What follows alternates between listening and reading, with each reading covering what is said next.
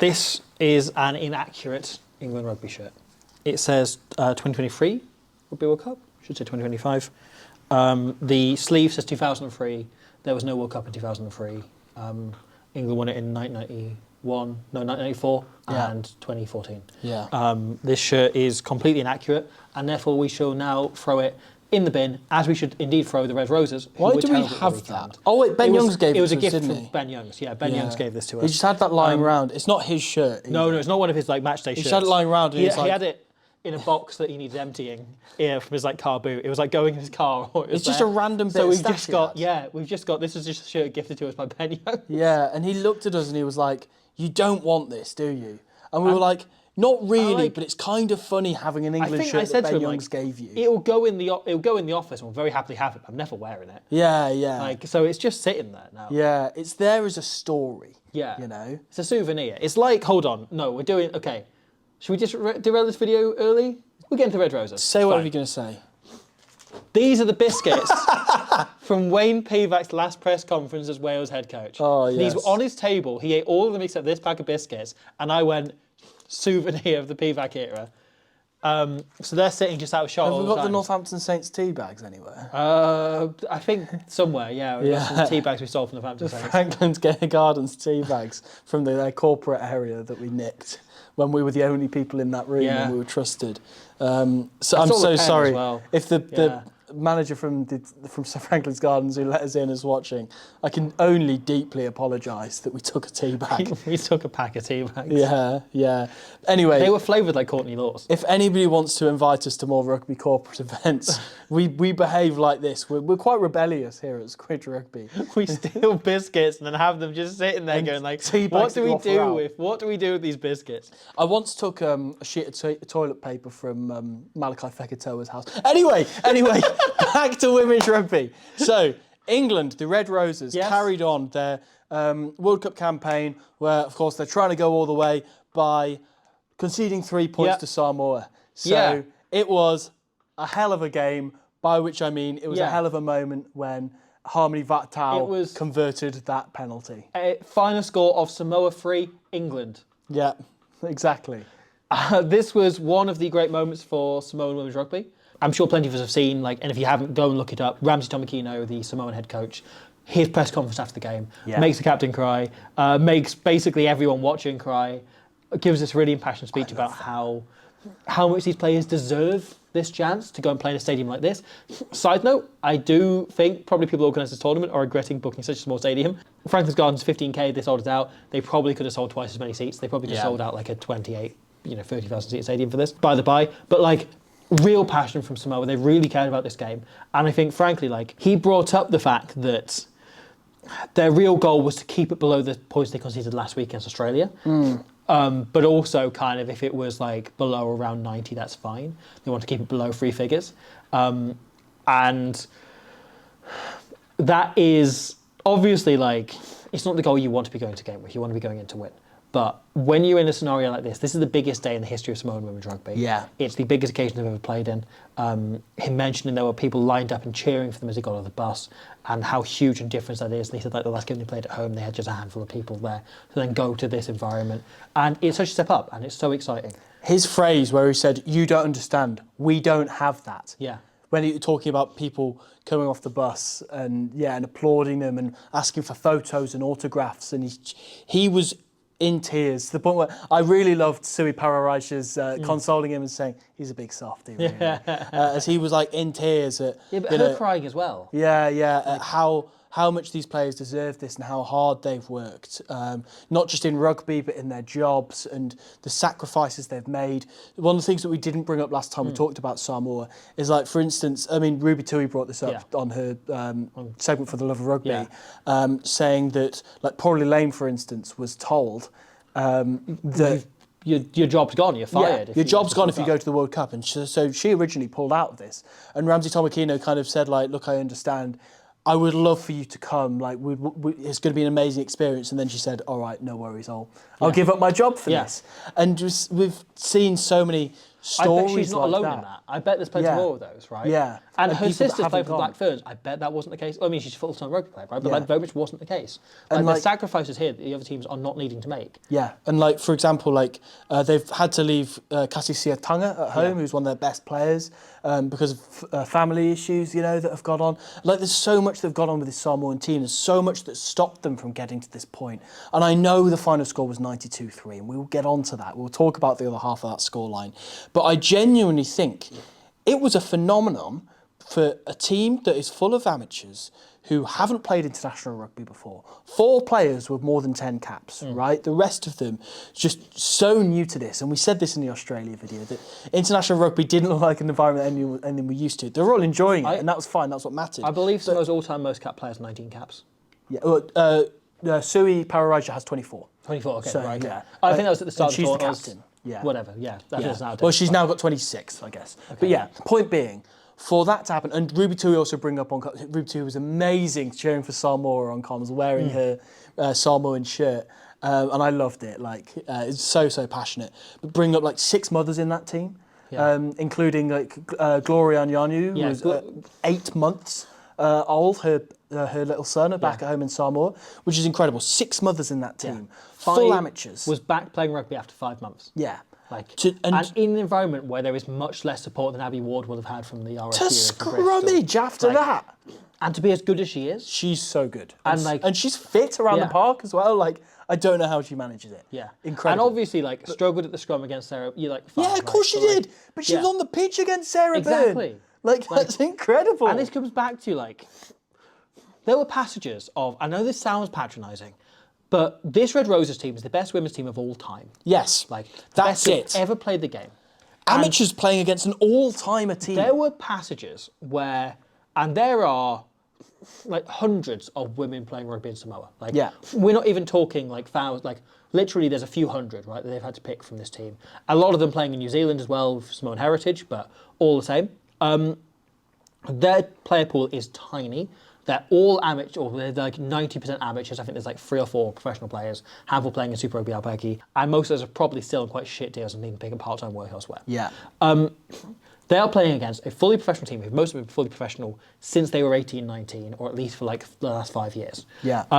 Who are the best team, the most well-drilled team, coached like with an unbelievable level of resources. They got a little taste of that in the stadium and facilities. And experience at top in international rugby. There were periods of like 7 or 8 minutes where they didn't concede a try. Right, against that team. Honestly. And like, honestly, like if you playing for, you know, I don't mean to make the comparison, but like you as an amateur team, right, playing for like long eaten seconds, if you went 10 minutes without conceding a try against like Northampton Saints, you'd be delighted about that. You know, like. But it's not even against Northampton Saints. Exactly. We're talking the Springboks. So you then take it up a few gears, and it is like it's the equivalent of playing against the Springboks or the 2015 All Blacks. Yeah. Even now, right? Even now they're all 10 years old. And I was trying to like modulate because this Samoan team are better than, you know. Yes, than yeah. No offense, but like, miles better. Like, they would. I'm just making like as a comparative. If we jump went of, 10 like, minutes without conceding to them, I'd be pleased. Exactly. You know, but it is like that. If your local team of amateurs who are just scrambling because they love rugby, right? If they played against the 2015 All Blacks, against, or maybe even, let's say, the current All Blacks, because they lost the last World Cup final, right? Played against them and conceded less than 100 points, right? You would think that's brilliant. And if you scored 3 points, you would think that's the best thing in the world, and you would have a song and a dance about it. And Samoa did that. They were all celebrating at full time. We scored against England. We scored points against England, the best team in the world, and we got a penalty against them. And Harmony Vatau, I am so delighted for, because not only is she having a really good World Cup, and seems like such a good rugby player, coming in as second choice, as I say, for Cassie Siatanga, who's not made it to the World Cup, and it's been brilliant, has made really good decisions, seems like a really talented player, and clearly now a great goal kicker, because that is not an easy penalty to slot, because it was from a fair bit of distance. 40 metres or so, Yeah. In the women's game, that is a long penalty. And so to strike that so confidently and comfortably. And I loved her post-match interview with Sonia McLaughlin after the game. Obviously brought up, again, horrible family things that have gone on. And Sonia McLaughlin didn't know about that, so was very apologetic. But she seems just so humble and happy to be there. And it was just such a great insight into what this Samoan camp is like. This is what the World Cup's all about, right? And anyone saying this is a bad look for the women's game, this is a bad look for rugby, bad look for the World Cup, it's the most boring take in the world, right? For one, right, the comparison to the 1999 Men's World Cup, the first World Cup after everything professionalised, and it was sort of mid-professionalisation in the last World Cup, it's sort of a weird one. But really the comparison is 1999. There were only 3 games that came within 7 points or less in the 99 pool stage, right? Yeah. Like, we've had 2 so far in this World Cup. Blowouts happen, and they will happen for the next couple of World Cups while teams are adapting to professionalisation. If all you look at is a scoreline, you are missing the point. Yes. Because this game, rugby union, is not about...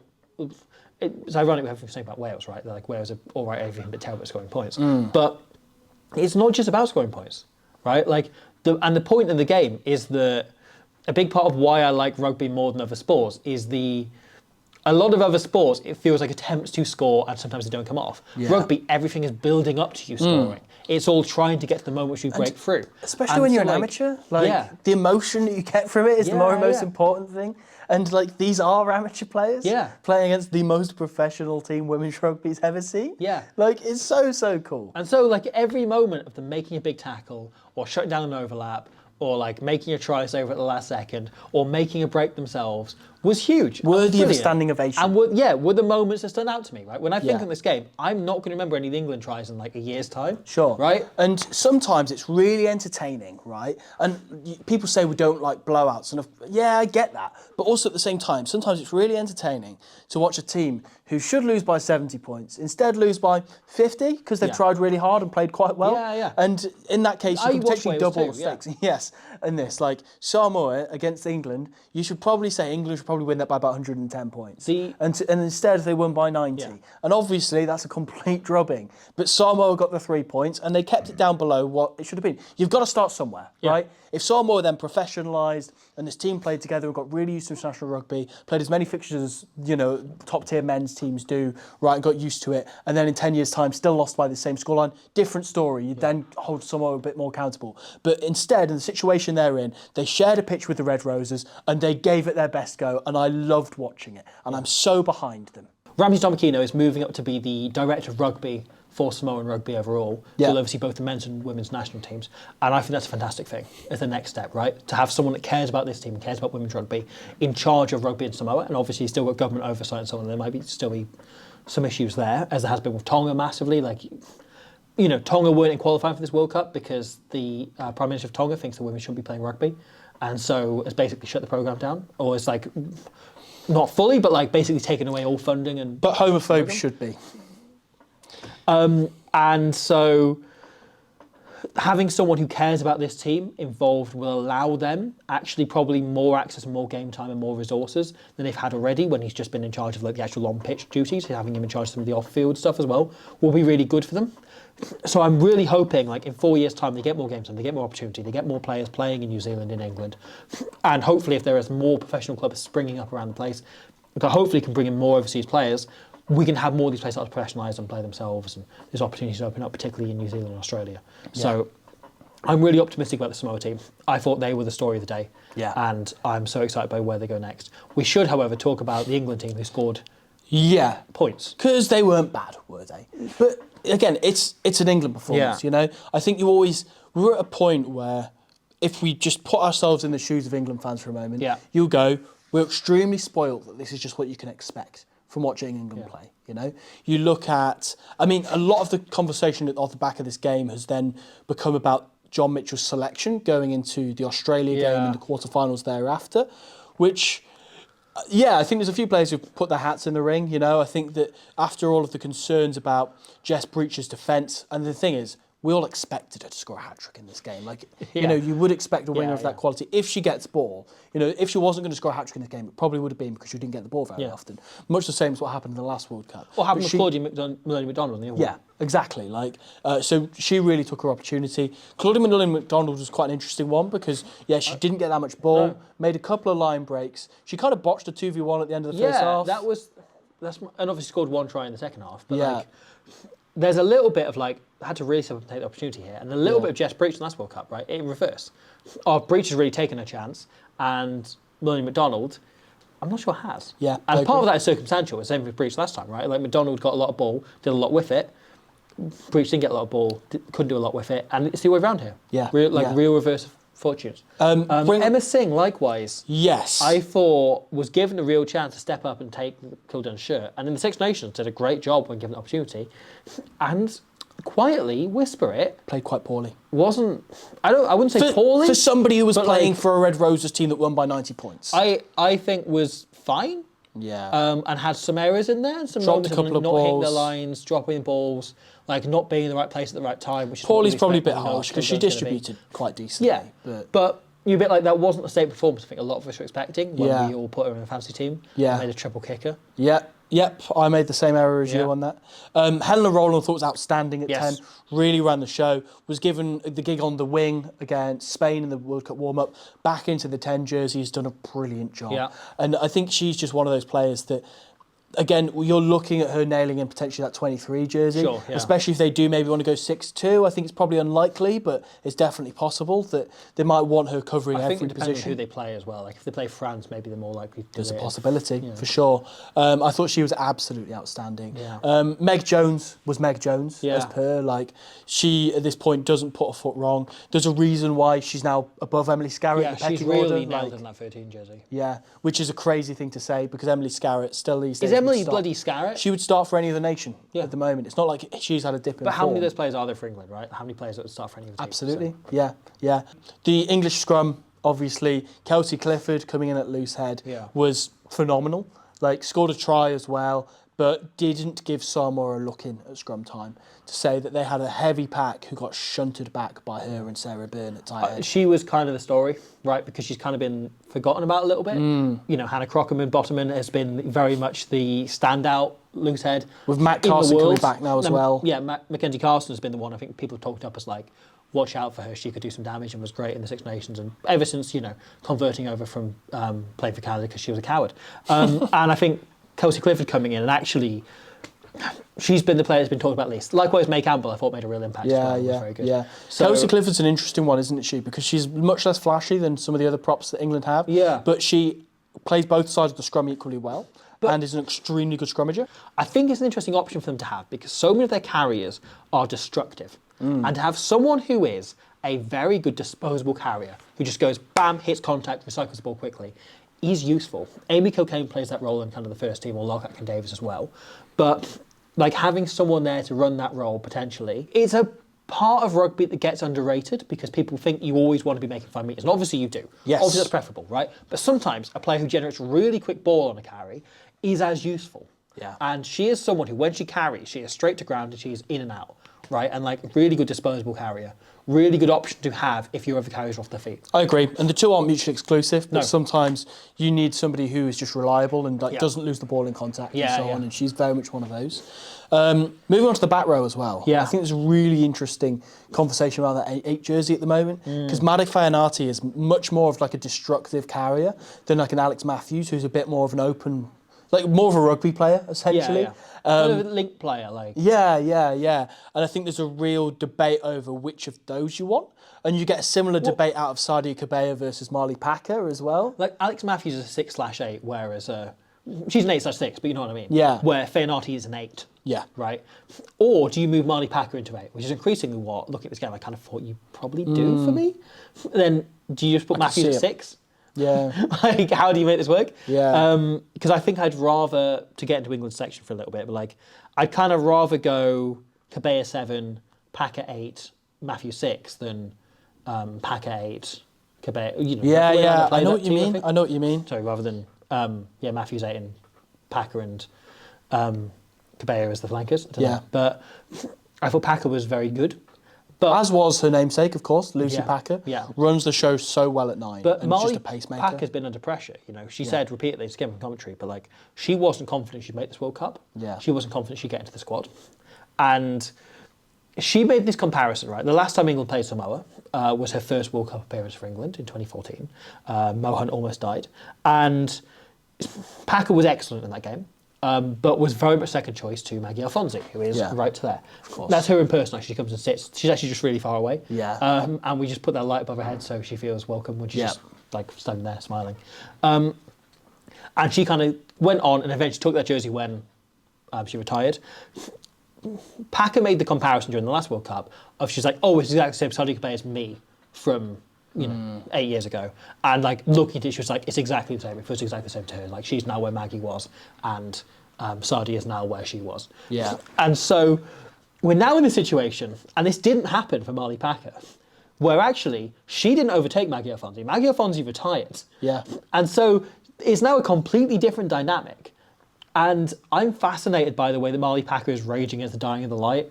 And there is a little bit of like, she's not the player she was 3 years ago, but also she's still an incredible player. One of these things, right? And you're like, yes, it's Samoa, everything we talked about, but like, how highly can you rate a performance here?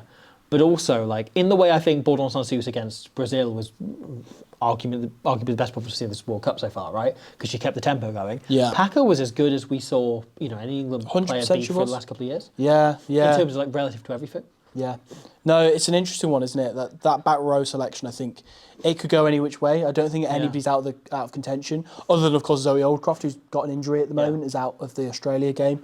So, yeah, it's an interesting one. Of course, we forgot Zoe Oldcroft out the back row. Yeah. Yeah, okay. There's a lot going on there. Yeah. There's a lot going on. They've not got any good second rows, have they? Nah, don't worry about it. Ward, it's only Abby Ward and Morwen Italian. Yeah, like, it's nothing interesting. So, the Red Roses, right?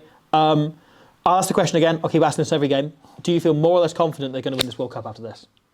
More, I guess. Yeah. Like, if that dragged it down, like Samoa, other than scoring the penalty, they didn't, in attack, do anything that was like particularly troubling to them. Sure. And any players that made errors are players that will likely be bench players or reserve players and so on. So there's nothing in there that I think that's a huge red flag for England. And again, like, nothing builds momentum like putting 90 points on somebody.